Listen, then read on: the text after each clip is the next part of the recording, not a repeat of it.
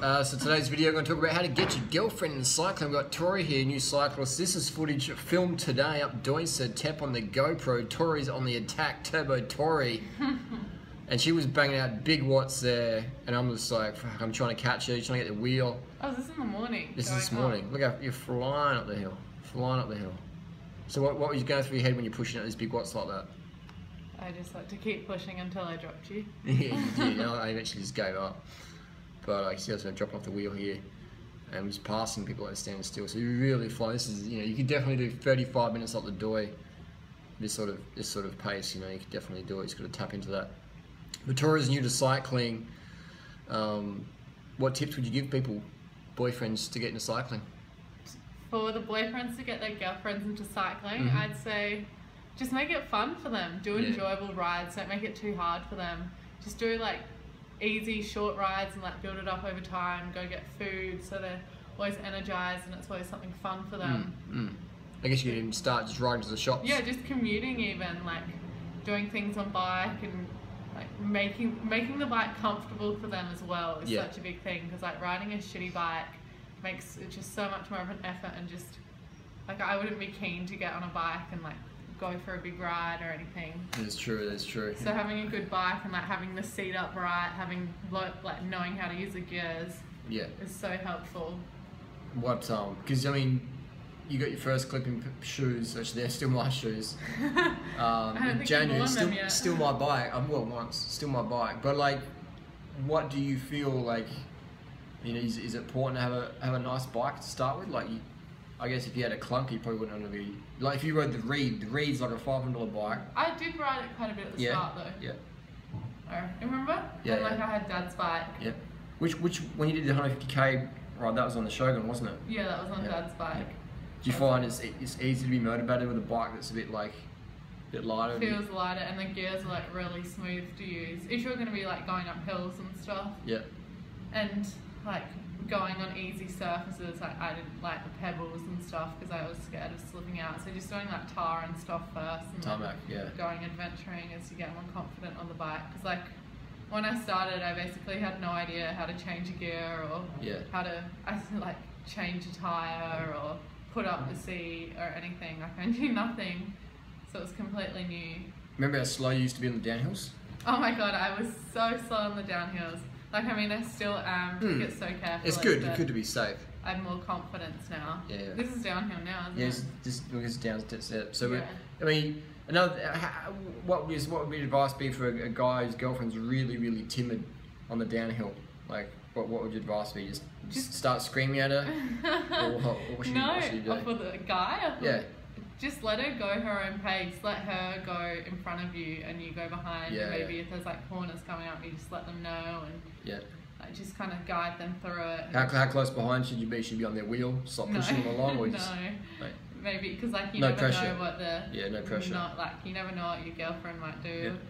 She might see something run out and just jam on the brakes. She might flip over the handlebars. You don't want to flip over her as well. Why would you said stay behind her, why not in front? What do you think? Well, in front, you can't see how far behind she gets, and then she might be trying to catch up, like keep up with you. Take risks. Yeah. And I think like getting confident on the downhill, the more you do it, the more confident you get, but you don't want to get overconfident because crashes can happen so easily, and like downhill is such an easy way to crash. I think if you want to get a good time, try for the uphill time, not the downhill time. Like anybody can get a downhill time. You just gotta take risks. Yeah, not everybody can get an uphill time. That's right. I think uphill takes fitness, downhill just takes risks. Simple as that.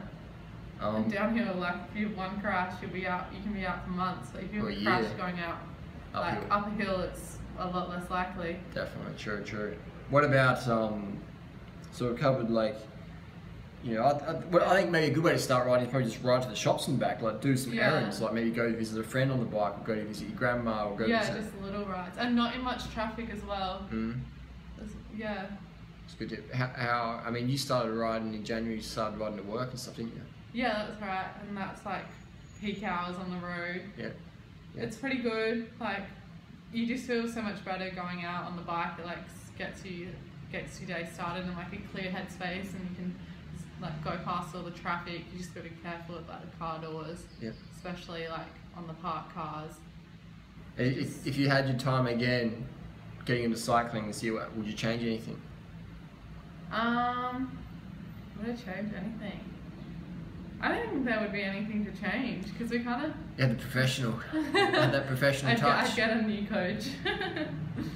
I think that's one gift I have is getting noobs into riding, because I was once a noob myself. I wasn't a gun athlete, and I've helped so many people get into it. And it's just like comes naturally now for me. No, it was fun. We did it in a good way, and like we did like night rides for the sunset or sunrise. Right to the beach, just making it fun. Yeah.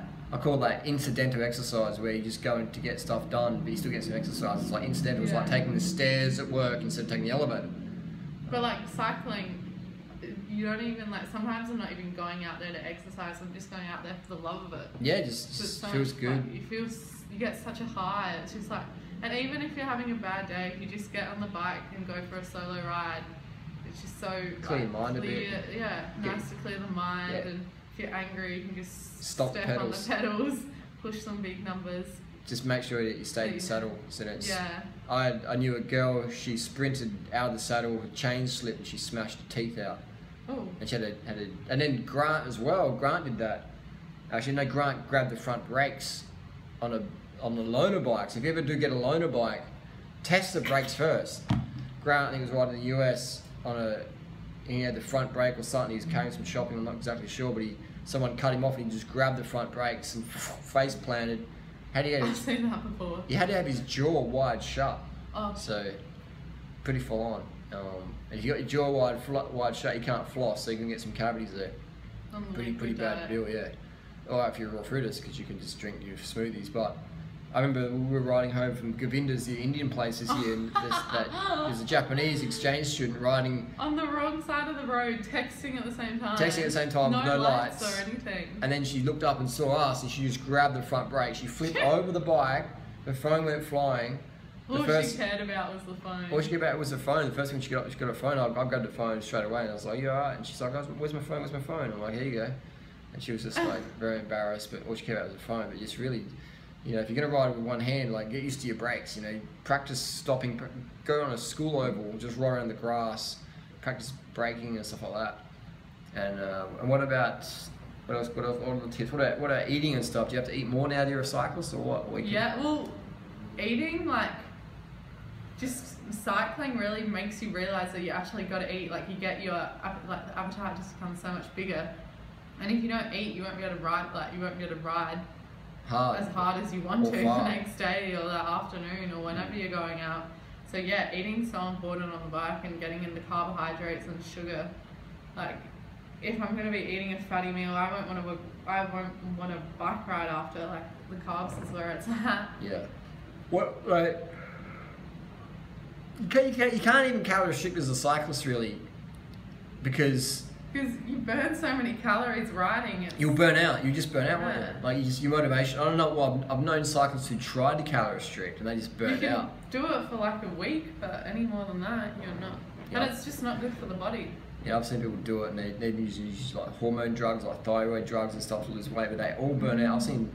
You know, it just makes it no fun as well. It just makes it a chore if you're going to be restricting. Yeah, and it's, you know, high carb vegans where it's at. You stay lean for life. I remember there's this famous Australian cyclist, Kathy Watt, who was a gun back in the 90s. She was a gun. Last name's Watt.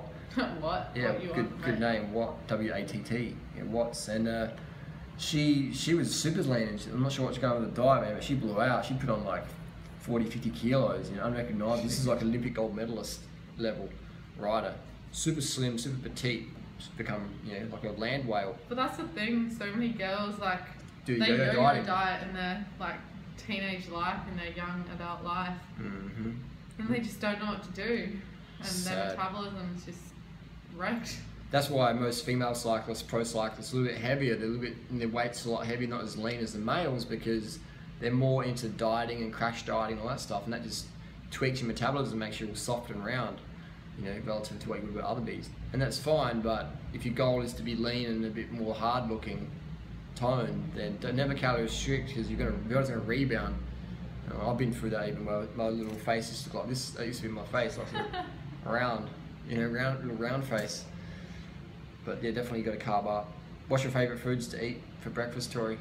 For breakfast, fruits, always fruit, something nice and hydrating. But like, actually, breakfast is normally after a bike ride. Like, I kind of just have a sugary drink beforehand and then go for a ride and have a big fruit meal afterwards. Or if I'm not riding in the morning, just whatever's ripe and I've got it like on hand. Yeah. Devour all of it. When do you drink your coffee? My coffee?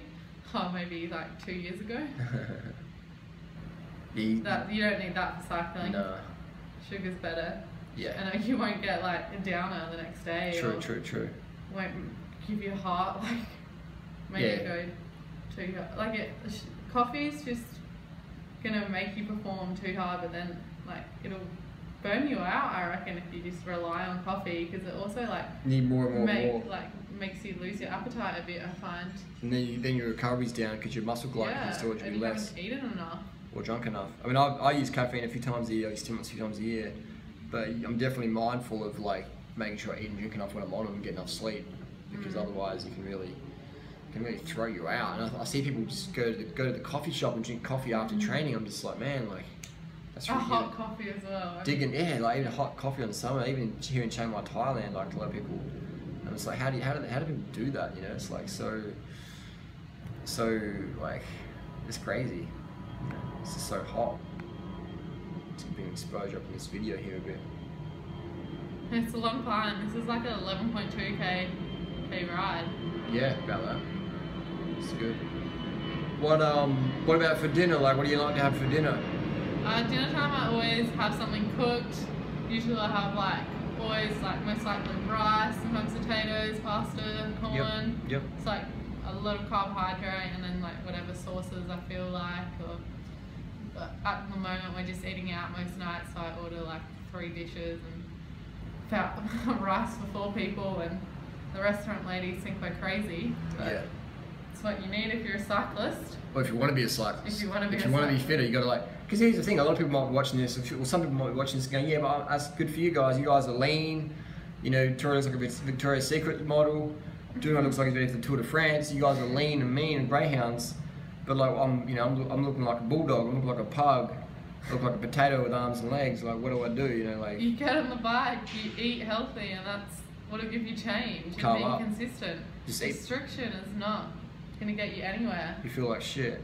Restriction's just gonna set you up for a binge and like make you not want to cycle. Yeah. It's gonna make you depressed. Yeah, and you're gonna miss out on training. You don't want to train. I mean, I've known people come to Thailand and they don't bring their bike with them.